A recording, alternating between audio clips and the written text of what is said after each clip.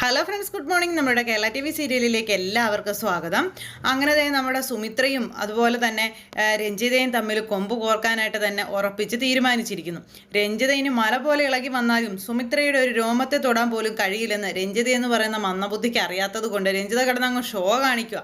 അങ്ങനെ എല്ലാവരെയും തൻ്റെ കാൽക്കീഴിലാക്കിക്കൊണ്ട് നമ്മുടെ സുമിത്ര എന്തോ വലിയ തെറ്റുകാരിയാണെന്നുള്ള രീതിയിൽ മൊത്തത്തിൽ പുള്ളിക്കാരി അങ്ങ് ഫ്ലാഷ് ആക്കിയല്ല.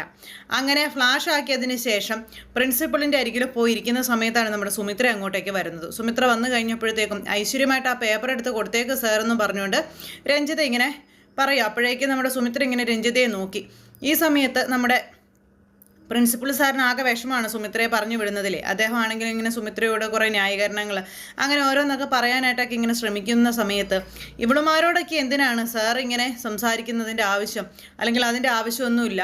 പുള്ളിക്കാരി ചെയ്ത തെറ്റെന്താണെന്ന് ഇവിടെ കാര്യങ്ങളെല്ലാം പറഞ്ഞിട്ടുള്ളതല്ലേ, അതുമാത്രം അങ്ങ് പറഞ്ഞാൽ മതി. കൂടുതൽ ഒരുത്തർക്കും എവിടെയും സ്ഥാനമാനങ്ങൾ കൊടുക്കരുതെന്നും അങ്ങനെ കൊടുത്താൽ അത് അവർ മിസ്യൂസ് ചെയ്യും, പിന്നെ ഇതുപോലെയൊക്കെ ആയിരിക്കും അവസ്ഥ പലരുടെയും എന്നൊക്കെ പറഞ്ഞൊക്കെ ഇങ്ങനെയൊക്കെ പറയുന്നു. അപ്പോൾ അതൊക്കെ കേട്ടപ്പോഴും നമ്മുടെ സുമിത്ര ഇങ്ങനെ പുഞ്ചിരിച്ചുകൊണ്ട് നിൽക്കുക.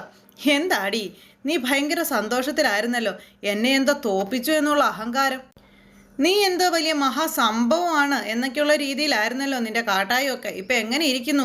ഇപ്പം ഇവിടെ നിന്ന് പുറത്തു പോകേണ്ടി വന്നില്ലേ? നിന്റെ അഹങ്കാരത്തിന് നിനക്ക് കിട്ടിയ ശിക്ഷയാണ് ഇതെന്നൊക്കെയുള്ള കാര്യങ്ങൾ ഇങ്ങനെ പറയുന്ന സമയത്ത് അപ്പോഴും ഒരു ചിരി മാത്രമായിട്ട് ഇങ്ങനെ നിൽക്കുകയാണ് നമ്മുടെ സുമിത്ര. നീ എന്ത് കണ്ടിട്ടാ ചിരിക്കുന്നത്? നീ ഇപ്പോൾ വലിയ സീറോയാണെന്നൊക്കെ പറഞ്ഞ് അങ്ങനെയൊക്കെ പറയുന്നുണ്ട്. അപ്പോൾ അങ്ങനെയൊക്കെ പറഞ്ഞു കഴിഞ്ഞപ്പോഴും സുമിത്രയ്ക്ക് ഒരു മാറ്റവും ഇല്ല. സുമിത്ര ഇങ്ങനെ ചിരിച്ചു പിടിച്ചുകൊണ്ട് തന്നെ ഇരിക്കുന്നു. അങ്ങനെ സുമിത്ര ചിരിച്ച് ഇതെല്ലാം കേട്ടോണ്ട് നിൽക്കുക. അപ്പോൾ എന്നെ തോൽപ്പിക്കാൻ നിനക്ക് ആകെയില്ല എന്നുള്ള ആ ഒരു തീരുമാനത്തിലാണ് നമ്മുടെ സുമിത്ര ഇങ്ങനെ നിൽക്കുന്നത്. അപ്പോൾ സുമിത്രയുടെ ആ ചിരി അത് കാണുന്തോറും ഈ പറയുന്ന രഞ്ജിതയ്ക്ക് ഭ്രാന്ത് കയറിക്കൊണ്ടേ ഇരിക്കുക. രഞ്ജിത ഇങ്ങനെ കിടന്ന് ഇങ്ങനെ ഭയങ്കരമായിട്ട് ഭ്രാന്ത് എടുത്തുകൊണ്ടിരിക്കുക കേട്ടോ. എന്നിട്ട് സുമിത്രയെ വായി തോന്നുന്നതെല്ലാം പറഞ്ഞു. അത് കേട്ട് കഴിഞ്ഞപ്പോഴത്തേക്ക് നമ്മുടെ സുമിത്ര ഇതൊക്കെ ഈ പറഞ്ഞതൊക്കെ നാളെ നീ തിരുത്തി പറയും, ആ തിരുത്തി പറയുന്ന ദിവസം അധികം ദൂരത്തല്ല എന്നും പറഞ്ഞ് നമ്മുടെ സുമിത്ര എവിടെ നിന്ന് അങ്ങ് പോണു. അതും പറഞ്ഞ് സുമിത്ര സങ്കടത്തോടെ ഇറങ്ങുന്നത്. പക്ഷേ രഞ്ജിതയുടെ മുന്നിൽ മുഖം ഒട്ടും ചുളിച്ചില്ല. അങ്ങനെ ഇറങ്ങി സന്തോഷത്തോടെ ഇറങ്ങിപ്പോണു. അങ്ങനെ അവിടെയുള്ളവരോടൊക്കെ യാത്ര പറഞ്ഞ് നമ്മുടെ സുമിത്ര പോകാൻ ഇറങ്ങുന്ന സമയത്ത് കണ്ടില്ലേ, പണി പോയി. എന്നിട്ട് അവളുടെ അഹങ്കാരത്തിനൊരു കുറവുമില്ലെന്ന് പറഞ്ഞ പ്രിൻസിപ്പളിനോട് ഇങ്ങനെ ഈ രഞ്ജിത പറയാം. പ്രിൻസിപ്പൾ അതിനും ഒന്നും മിണ്ടയില്ല. കാരണം രഞ്ജിതയാണ് തെറ്റ്, സുമിത്ര ശരിയാണ് എന്നുള്ള കാര്യം ആ വ്യക്തിക്ക് അറിയാം. പക്ഷേ അദ്ദേഹത്തിനൊന്നും മിണ്ടാൻ നിവർത്തിയില്ലല്ലോ. അത് കഴിഞ്ഞ് നമ്മുടെ സുമിത്ര പുറത്തേക്ക് ഇറങ്ങി ചെന്നപ്പോഴേക്കും സ്വരമോള് ടീച്ചറമ്മേ എന്നും വിളിച്ച് അവിടെ നിന്ന് ഓടി വന്ന് ഇങ്ങനെ നോക്കിക്കൊണ്ട് ഇങ്ങനെ നിൽക്കുന്നു. അപ്പോൾ എല്ലാവരും എന്താണ് താൻ ചെയ്ത തെറ്റെന്നൊക്കെ സുമിത്ര ചോദിച്ചു കഴിഞ്ഞപ്പോഴത്തേക്കും സുമിത്രയ്ക്കെതിരായിട്ട് സുമിത്ര സ്കൂളിൽ അനാസ്ഥ കാണിച്ചു എന്നാണ് സുമിത്രയുടെ പേരിലുള്ള തെറ്റ് അല്ലെങ്കിൽ കുറ്റം ഇതൊക്കെ പറഞ്ഞ് കാര്യങ്ങളെല്ലാം പറഞ്ഞ് വിശദീകരിച്ചിട്ടാണ് സുമിത്ര ഇറക്കി വിടുന്നത്. അങ്ങനെ സുമിത്ര ഇറങ്ങി ചെന്ന് കഴിഞ്ഞപ്പോൾ സ്വരമോൾ ഓടി വന്ന് ടീച്ചറമ്മേ എന്നും പറഞ്ഞു വിളിച്ചു. അപ്പോൾ എന്താ മോളെ ടീച്ചറമ്മയെ നോക്കി നിൽക്കുമായിരുന്നു എന്ന് ചോദിച്ചപ്പോൾ ടീച്ചറമ്മ എന്താ വരാൻ വൈകിയത്?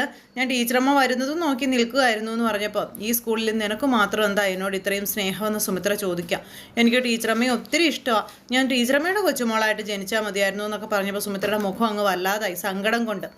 കാരണം സുമിത്രയുടെ അനിരുദ്ധിൻ്റെ കുഞ്ഞിൻ്റെ പ്രായമേ ഉള്ളൂ. അപ്പോൾ അത് സുമിത്രയുടെ ഉള്ളിൽ അറിയാം.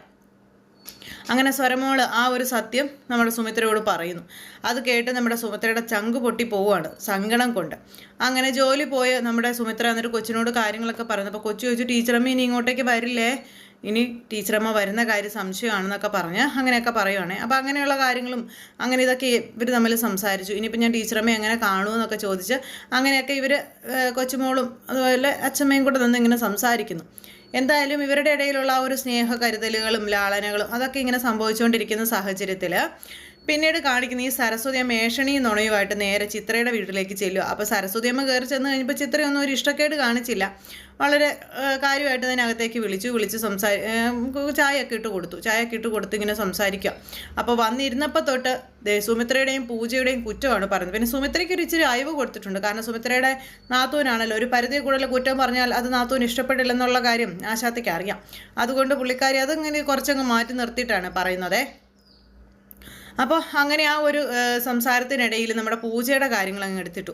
അപ്പോൾ അപ്പു അവിടെ ഉണ്ടായിരുന്നു. അപ്പു ഇവരുടെ സംസാരം കേൾക്കുക. പെട്ടെന്ന് ഇങ്ങനെ പൂജയുടെ കാര്യങ്ങളൊക്കെ പറഞ്ഞപ്പോൾ പൂജ അവരുടെ ഓഫീസിലാണ് ജോലി ചെയ്യുന്നതെന്നും ആ ചെറുക്കനുമായിട്ട് പൂജയ്ക്ക് എന്തോ ഇടപാടുണ്ടെന്നൊക്കെ പറയണം. അപ്പോൾ അത് കേട്ട് കഴിഞ്ഞപ്പോഴത്തേക്കും നമ്മുടെ ചിത്ര പറഞ്ഞു അങ്ങനെ ഒരിക്കലും ഇല്ല, പൂജമോൾ അങ്ങനെയൊന്നുമുള്ള ആളല്ല എന്നൊക്കെ പറഞ്ഞ് സരസ്വതിയെ തിരുത്താൻ ശ്രമിക്കുമ്പോൾ എൻ്റെ ചിത്രയെ നിനക്ക് എന്തറിയാം? ആ ആ ഓഫീസിലെ ആ രഞ്ജിതയുടെ മോനില്ലേ പങ്കജ്, അവനും അതുപോലെ പൂജയും തമ്മിൽ പ്രണയത്തിലാണെന്നേ. പ്രേമോ എനിക്കറിയാം, ഞാൻ പലതും കണ്ടിട്ടുണ്ട്. പിന്നെ അതൊക്കെ തെളിവ് സഹിതം ഞാൻ പിടിച്ചതുകൊണ്ടല്ല ഞാൻ ഈ പറയുന്നത്. അപ്പോൾ അപ്പു ഇതൊക്കെ മേളിൽ നിന്ന് കേട്ടു. ഇത് കേട്ടപ്പോഴത്തേക്കും അപ്പുവിന് ഈ തള്ളേനെ തല്ലിക്കൊല്ലാനുള്ള കലിയാണ് വന്നത്. അപ്പു ആണെങ്കിൽ ഭയങ്കര ദേഷ്യം. കാരണം ഇവരുടെ മനസ്സിലേക്ക് ഒരു നെഗറ്റീവ് കൊണ്ടിടുക എന്നുള്ളതാണല്ലോ ഈ പുള്ളിക്കാരി ചെയ്യുന്നത്. അങ്ങനെ ചിത്രയോട് നമ്മുടെ പൂജയെപ്പറ്റി വളരെ മോശമായ രീതിയിൽ സംസാരിച്ചു സരസ്വതി അമ്മ. അപ്പോൾ ഇതെല്ലാം കേട്ടിട്ട് നമ്മുടെ അപ്പു റൂമിൽ പോയി ഇങ്ങനെ വിഷമിച്ചിരിക്കുക. കാരണം എന്താണ് കാര്യം എന്നുള്ളത് അപ്പുവിനും അറിയാം. അപ്പോൾ തൊട്ടു മുമ്പ്, അതായത് കഴിഞ്ഞ ദിവസം ഇതെല്ലാം കണ്ടിട്ട് വന്നതാണ്. പക്ഷെ അതിൽ നമ്മുടെ പൂജ നിരപരാധിയാണ് എന്നുള്ള കാര്യം അപ്പുവിന് അത്രയ്ക്ക് അങ്ങ് മനസ്സിലായിട്ടില്ല. അപ്പോൾ ബാക്കി കാര്യങ്ങളൊന്നും കണ്ടില്ലല്ലോ. അതുകൊണ്ട് അപ്പു ആ ഒരു വിഷമത്തിൽ അങ്ങനെ ഇരിക്കുക. ഈ സമയത്ത് ചിത്ര പറഞ്ഞു, ദേ ആവശ്യമില്ലാത്ത കാര്യങ്ങളൊന്നും ഇവിടെ ഒന്ന് പറയാൻ നിൽക്കരുത്, പൂജമോൾ അങ്ങനത്തെ ആളൊന്നും അല്ല എന്നൊക്കെ പറഞ്ഞുകൊണ്ടൊക്കെ പറയുന്നുണ്ടെങ്കിലും ഇത് ഇപ്പം നിങ്ങളെല്ലാവരും ഇങ്ങനെ പറയും. സുമിത്രയോട് ഞാൻ പറഞ്ഞപ്പോഴും സുമിത്ര ഇത് തന്നെയാണ് എന്നോട് പറഞ്ഞത്. പക്ഷേ നിങ്ങളെല്ലാവരും കരയാൻ പോവാം, നിങ്ങളെല്ലാവരും സത്യങ്ങൾ കണ്ടുപിടിക്കും, നോക്കിക്കോ സത്യങ്ങൾ അറിയാൻ പോവാണെന്നൊക്കെ പറഞ്ഞ് സരസ്വതി ഇങ്ങനെ. അല്ലെങ്കിൽ തന്നെ ഞാൻ എന്തു പറഞ്ഞാലും ആർക്കും അത് വിശ്വസിക്കേണ്ട കാര്യമില്ലല്ലോ. ഞാൻ പണ്ടേ അങ്ങനെ അപവാദം പറയുന്നവളായിട്ടാണല്ലോ എല്ലാവരും എന്നെ കണ്ടിരിക്കുന്നത്. അപ്പം പിന്നെ അതിൽ വലിയ അത്ഭുതമൊന്നുമില്ല നിങ്ങളാരും വിശ്വസിക്കാത്തതിൽ എന്നൊക്കെ പറഞ്ഞ ഡയലോഗുകൾക്ക് പിന്നെ ഒരു പഞ്ഞോ ഇല്ല സരസ്വതിക്ക്. അങ്ങനെ സരസ്വതി കുറേ ഡയലോഗുകളും കാര്യങ്ങളൊക്കെ അങ്ങ് ഇറക്കി. അങ്ങനെ ആ ഒരു സംഭവം കാര്യങ്ങളും അവിടെ അങ്ങനെ നടന്നുകൊണ്ടിരിക്കുന്ന സമയത്താണ് നമ്മുടെ പൂജ ഇങ്ങനെ ഓഫീസിലിരുന്ന് ആലോചിക്കുന്നത്. എനിക്ക് അപ്പുവേട്ടനെ കാണാനോ അല്ലെങ്കിൽ അപ്പുവേട്ടനുമായിട്ട് സംസാരിക്കാനോ ഒന്നിനും പറ്റിയില്ലല്ലോ, ഇനിയിപ്പോൾ എന്താ ഞാൻ ചെയ്യേണ്ടത് എന്നൊക്കെയുള്ള ആ ഒരു ഇതിൽ ഇങ്ങനെ ചിന്തിക്കുക. എന്നിട്ട് വേഗം തന്നെ ഫോൺ എടുത്ത് അപ്പുവിനെ വിളിച്ചു. അപ്പോൾ അപ്പുവിനെ വിളിച്ചു. അപ്പുവിൻ്റെ ഫോണിൽ പൂജയുടെ കോള് ചെന്ന് കഴിഞ്ഞപ്പോഴത്തേക്കും അപ്പു ഇവളെന്തിനാ എന്നെ വിളിക്കുന്നതെന്ന് ചിന്തിക്കുക. കോൾ എടുക്കണോ എന്നിങ്ങനെ ആലോചിക്കുന്നുണ്ടേ. അങ്ങനെ ആലോചിച്ചുകൊണ്ടിരിക്കുന്ന സമയത്ത് എടുത്തേക്കാം, എന്താ ഇവർക്ക് പറയാനുള്ളതെന്ന് കേൾക്കണമല്ലോ. അപ്പോൾ അപ്പോൾ ഫോൺ അങ്ങ് എടുത്തു. ഹലോ എന്ന് വിളിച്ചപ്പോൾ അപ്പോട്ടൻ എന്താ ഫോൺ എടുക്കാത്തേ? അപ്പോട്ടൻ എവിടെയാ? ഞാൻ എത്ര നേരമായി വിളിക്കുന്നു. അപ്പോട്ടാ എനിക്ക് അപ്പോട്ടനെ ഒന്ന് കാണണമെന്ന് പറഞ്ഞു. എന്തിനാണെന്ന് ചോദിച്ചപ്പോൾ എനിക്ക് അപ്പോട്ടനെ അത്യാവശ്യമായിട്ടൊന്ന് കണ്ടേ പറ്റൂ. എന്താ അപ്പോട്ടാ, പ്ലീസ് അപ്പോട്ടെ എനിക്ക് അപ്പോട്ടനെ കാണണം എന്നും പറഞ്ഞുകൊണ്ട് നിർബന്ധിച്ച് നമ്മുടെ പൂജ ഇങ്ങനെ പറയാം. അപ്പോൾ പൂജ അത്രയും നിർബന്ധിച്ച് പറഞ്ഞപ്പോൾ എവിടെയാണ് കാണണ്ടേന്ന് ചോദിച്ചു. ഇന്നടുത്ത് വരാനും പറഞ്ഞു. അങ്ങനെ പൂജയുടെ നിർബന്ധപ്രകാരം നമ്മുടെ അപ്പു തീരുമാനിക്കുകയാണ് പൂജയെ കാണാനായിട്ട്. എന്നിട്ട് പിന്നെ വേഗം ഒരുങ്ങി പോകുന്നു. പൂജ എന്നിട്ട് ഓഫീസിൽ പങ്കജിനെയൊക്കെ ബോധിപ്പിക്കണമല്ലോ പുറത്തേക്ക് പോവുകയാണെന്ന്. അവിടെ ചെന്നിങ്ങനെ അവരോട് അനുവാദം ചോദിച്ചു. അപ്പോൾ എന്തിന് പോവുകയാണ്, എവിടെ പോവുകയാണെന്നൊക്കെ ഇവർ ചോദിക്കുന്നുണ്ട്. അപ്പോഴേക്കും നമ്മുടെ പൂജ ഒരു കള്ളത്തരമൊക്കെ പറഞ്ഞിട്ടാണ് ഇറങ്ങുന്നത്. എന്തായാലും പൂജ ഉറപ്പിച്ച കാര്യം അത് നടപ്പിലാക്കിയേ തീരൂ, അല്ലെങ്കിൽ അതിന് സൊല്യൂഷൻ കണ്ടുപിടിക്കണം എന്നുള്ള ഉറച്ച തീരുമാനത്തിൽ നമ്മുടെ പൂജ ഓഫീസിൽ നിന്ന് ഇറങ്ങുക. പൂജ ഓഫീസിൽ നിന്ന് ഇറങ്ങി നമ്മുടെ അപ്പുവിനെ കാണാനായിട്ട് പോകുന്നു. പക്ഷെ അപ്പുവിനെ കാണാനാണ് പൂജ പോകുന്നത് എന്നുള്ള കാര്യം പങ്കജിന് അറിയാതെ പോയി. അങ്ങനെ അറിഞ്ഞിരുന്നെങ്കിൽ പങ്കജ് ഒരിക്കലും പൂജയെ വിടാൻ സമ്മതിക്കില്ല, അല്ലെങ്കിൽ ഒറ്റയ്ക്ക് വിടുകയില്ല. അപ്പോൾ അങ്ങനെ ഒരു സംഭവം അവിടെ ഇങ്ങനെ നടക്കാം. ഈ സമയത്ത് നമ്മുടെ പൂജ പോയി കഴിഞ്ഞപ്പോൾ പങ്കജ് വിചാരിച്ചു പൂജ പോകുമ്പോൾ പൂജ അന്ന് എന്തോ ഒരു പേപ്പർ എടുത്തിങ്ങനെ നോക്കിയായിരുന്നു. ആ നോക്കിയ പേപ്പറിൽ ഇവൾ എന്താണ് കാണിച്ചു വെച്ചിരിക്കുന്നതെന്ന് കാണുകയും ചെയ്യാമല്ലോ. അപ്പോൾ അതും കൂടെ പുള്ളിക്കാരനെ അങ്ങോട്ട് ആക്കിയിട്ടാണ് പൂജയെ പറഞ്ഞു വിടുന്നത്. അങ്ങനെ നമ്മുടെ പൂജ അവിടെ നിന്ന് അങ്ങ് പോയി കഴിഞ്ഞപ്പോഴത്തേക്കും അച്ഛനും മോനും കൂടെ ഓടി പൂജയുടെ ക്യാബിലേക്ക് വന്നു. അവിടെ വന്നിട്ട് പൂജ ഇരിക്കുന്നതിൻ്റെ മേശയൊക്കെ മേശ തുറന്നു കഴിഞ്ഞപ്പോഴത്തേക്കും ഈ പേപ്പർ നമ്മുടെ പങ്കജിനെ കിട്ടി. പങ്കജ് ഈ പേപ്പർ എടുത്ത് ഇങ്ങനെ നോക്കുക. പങ്കജ് എടുത്ത് നോക്കി കഴിഞ്ഞപ്പോൾ കാണുന്നത് എന്താ, പൂജ ഒരു റോസാപ്പൂ ഒക്കെ വെച്ച് അതിൽ കുറച്ച് ഡയലോഗുകളും കാര്യങ്ങളൊക്കെ എഴുതി തൻ്റെ പ്രണയം അപ്പുവിനോട് തുറന്ന് പറയുന്ന രീതിയിലൊരു പേപ്പർ. അപ്പോൾ അച്ഛൻ അതായത് അരവിന്ദ് അടുത്ത് നിൽപ്പുണ്ട്. അരവിന്ദ് ഇങ്ങനെ എന്നാന്നുള്ള രീതിയിൽ ഇങ്ങനെ നോക്കുവാണേ. ആ സമയത്ത് ഇത് വായിച്ചു കഴിഞ്ഞപ്പോഴത്തേക്കും പങ്കജിന് ഭയങ്കരമായിട്ട് ദേഷ്യം വന്നു. പങ്കജ് പേപ്പറൊക്കെ ഇങ്ങനെ എടുത്ത് അടിച്ച്, അപ്പോൾ ഇതായിരുന്നല്ലേ അവളുടെ ഉദ്ദേശം, ഇതായിരുന്നു ഇനി ജന്മത്ത് നിനക്ക് അവനെ കിട്ടത്തില്ല, ആ രീതിയിലൊക്കെ ഇങ്ങനെ അവിടെ ഇരുന്ന് പങ്കജ് ചിന്തിക്കുക. പങ്കജ് അങ്ങനെ ചിന്തിച്ചുകൊണ്ടിരിക്കുന്ന സമയത്ത് എന്താ അരവിന്ദ് വന്നിട്ട് ചോദിച്ചു, എന്താണ് മക്കളെ, എന്താ പ്രശ്നം, അവൾ എന്താ എഴുതി വെച്ചിരിക്കുന്നത്, എന്താണെന്ന് ചോദിച്ചു. അവളെ അവിടെ കാമുകന് പ്രേമലേഖനം എഴുതിയതാണെന്ന് പറഞ്ഞു. കാമുകനോ? അവൾക്ക് ഓതാരാടാ? ആ ദീപുവിൻ്റെ മോൻ അപ്പു. അവനെയാണെന്ന് അവൾക്ക് ഇഷ്ടം. അവളെ ഞാൻ ഇഷ്ടപ്പെടുത്താം. അവളും അവനും തമ്മിൽ ഈ ജന്മം ഒന്നിക്കാൻ പോകുന്നില്ല. അതിന് ഈ പങ്കജ് ജീവനോടെ ഇരിക്കുമ്പോൾ സമ്മതിക്കാലെന്നും പറഞ്ഞ് പങ്കജ് ഇങ്ങനെ ഓരോന്ന് അവിടെ ഇരുന്ന് ഇങ്ങനെ പറയുക. എന്നിട്ട് അച്ഛനും മോനും കൂടി ഇങ്ങനെ അതിനെപ്പറ്റിയുള്ള കാര്യങ്ങൾ ചർച്ച ചെയ്യുന്നേടാ മക്കളെ, അങ്ങനെയാണെങ്കിൽ നീ പണി കുറച്ച് കൂടുതൽ എടുക്കേണ്ടി വരുമല്ലോടാ മക്കളെ എന്നൊക്കെ പറഞ്ഞു. അങ്ങനെ അച്ഛനും മോനും കൂടി നടക്കാത്ത സ്വപ്നത്തിൻ്റെ പിന്നാലെ ഇങ്ങനെ പാഞ്ഞു നടക്കുന്നു.